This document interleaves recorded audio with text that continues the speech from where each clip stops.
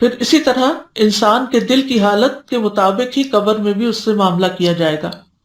بندے کا قبر میں خوشی اور عذاب اور قید ہونے اور آزاد ہونے میں وہی حال ہوگا جو سینے میں دل کا ہوتا ہے. پھر مومن کی قبر وسیع ہوگی. قیامت کے دن سلامت دل والے کے لیے نجات ہوگی. یوم لا ينفع مال ولا بنون الا من اتى الله بقلب سلیم.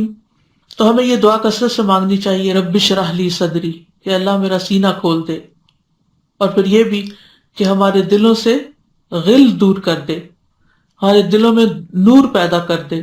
اللہم اجعل فی قلبی نورا، پھر دل سے میل کچیل نکال دے. اللہم اہد قلبی وسدد لسانی واسلل سخیمۃ قلبی. پھر اسی طرح دل کی طہارت کی دعا کرنی چاہیے. اللہم اغسل قلبی بماء الثلج والبرد ونقی قلبی من الخطایا کما نقیت الثوب الابیض من الدنس.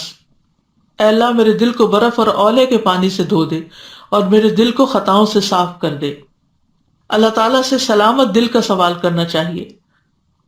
وَأَسْأَلُكَ قَلْبًا سَلِيمًا، کہ اللہ میں تجھ سے قلب سلیم کا سوال کرتا ہوں.